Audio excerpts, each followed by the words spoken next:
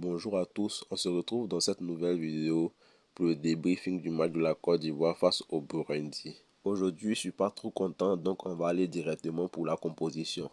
MS Faye a proposé une composition de 4-2-3-1. Au poteau, on avait Fofana. En défense, on avait Zogbe, Kosondo, Ndika, Konan. Au milieu, on avait Kessié, Fofana. En attaque, on avait Amad Diallo, Sangaré, Adenga et Bayo Vakoum comme avant-centre. J'aimerais d'abord commencer avec les points positifs. Les points positifs du match, c'est que Amad Diallo a fait son retour et il a assuré. Franchement dit, j'ai aimé son match, sa percussion et tout le travail qu'il a fait. Il a beaucoup fatigué les défenseurs du Burundi et moi j'ai beaucoup apprécié Amad Diallo qui revient en force et j'espère que face au Gabon, il fera mieux. Sinon aujourd'hui, bien vrai qu'il n'a pas été décisif, il n'a pas marqué, il n'a pas fait de passe, mais son jeu était super. J'ai bien aimé son jeu. J'ai aussi une passe Adenga qui a réalisé une belle passe pour Bayo Vakoum et Bayo Vakoum a marqué. C'est aussi un point positif. Adenga, bien vrai qu'il n'a pas été au top de sa forme, mais il a été décisif et c'est déjà un point positif pour lui. L'autre point positif que j'aimerais mentionner, c'est que on a gagné. On a pris les 3 points. C'est le plus important, c'était la victoire. Bien vrai que le match n'était pas trop juste, mais le plus important, c'était de remporter les 3 points. Et c'est ce qu'on a fait. On a pris les 3 points. Donc, on peut dire que l'essentiel a été assuré. Mais est-ce que c'est suffisant? Bon, la question reste posée. L'autre point positif encore, c'est que on n'a pas encaissé de but. Voilà, on a joué et on n'a pas encaissé de but. C'est aussi un point positif. Une clean shot. L'adversaire n'a même pas tiré un tir. Ils ont tiré un tir, mais zéro cadré. Ils ont cadré aucune frappe. Et ça aussi, c'est un point positif. Et on va dire par là que la défense a été rassurante. La défense a été bonne, même si vers la fin, on a eu quelques frayeurs. Mais dans la globalité, la défense a été bonne avec notamment Ndika, Kosono qui ont assuré. J'ai beaucoup aimé la tranquillité, surtout celui de Kosono. Kosono qui a bien géré la défense. Et que dit de plus? En tout cas, pour moi, encore comme point positif, je peux dire que on n'a pas, on n'a pas encaissé de but et on n'a pas donné le meilleur de nous-mêmes. Et j'espère que ça sera un investissement face au match contre le Gabon. Parce que si on n'a pas donné le meilleur de nous-mêmes aujourd'hui, j'espère que les Ivoiriens ont gardé cette énergie-là face au Gabon. Parce que au Gabon, ça ne sera pas un match facile. Maintenant qu'on a parlé des éléments positifs du match, on va maintenant parler des éléments négatifs. Et ça, c'est tellement beaucoup. Je ne sais pas si je peux tout citer ici, mais en tout cas, on a fait trop de mauvaises choses dans ce match-là. D'abord, le premier point négatif, c'est qu'on a raté. On a raté, oui, on a raté. Vers la fin, là, on a raté. Surtout à l'heure qu'il a raté deux énormes occasions qui auraient pu nous mettre dans une bonne situation. On pouvait gagner ce match-là, plus de 2 buts, 3 buts d'écart. Mais à cause du manque de réalisme des Ivoiriens, on n'a pas pu gagner ce match. Donc c'est aussi un point négatif qui est là. On a tout raté aussi. Mais que dit aussi de l'arbitrage?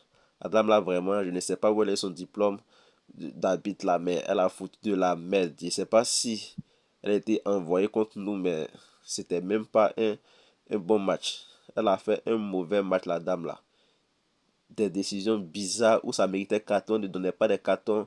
Que si en tant que capitaine qui va réclamer, qui va plutôt demander des explications, elle donne un carton, je ne comprends pas. Je ne sais pas où elle est son diplôme là. Elle était vraiment nulle, la dame. Elle est passée à côté de son match. Sa passe n'était pas sur le terrain là. Elle était nulle à chier.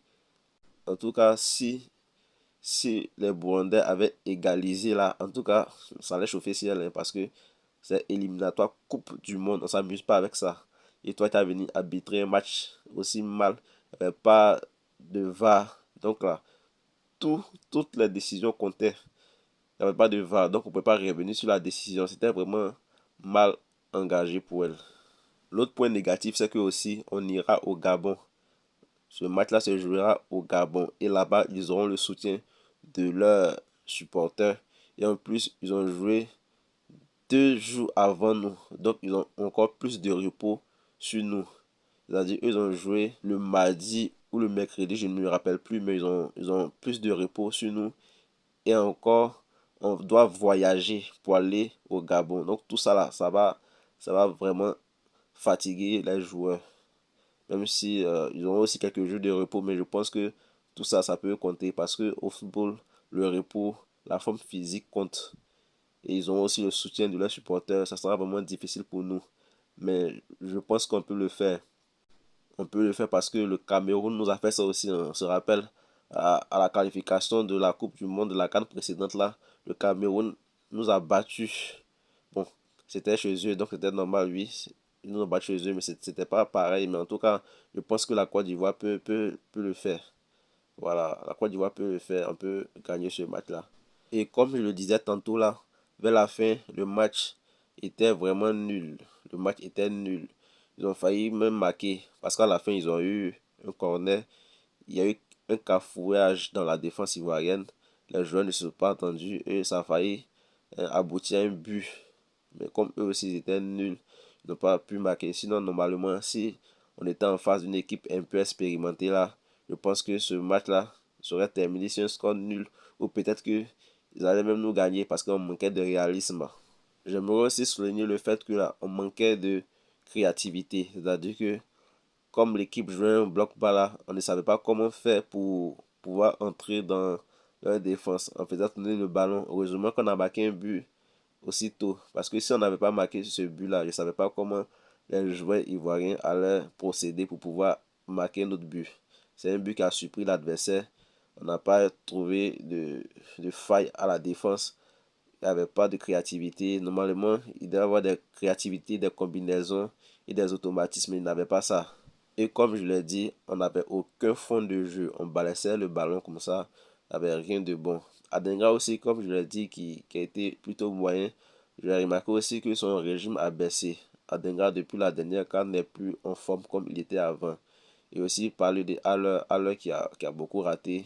J'ai déjà parlé de ça. Donc, tu vois, Haller a beaucoup raté. Adenga aussi qui n'est pas trop en forme en ce moment. Même si il a fait de belles choses. Il a fait une passe D, mais il n'est pas trop en forme. J'aimerais aussi parler de MS Faye. MS Faye. MS Faye. MS Faye. Je l'ai appelé combien de fois? MS Faye, bon, depuis un moment, son jeu n'est plus convaincant. On gagne maintenant sur des petits scores, un but à 0, 1-0, 1-0. Bon, je pense que MS Faye doit se revoir, hein.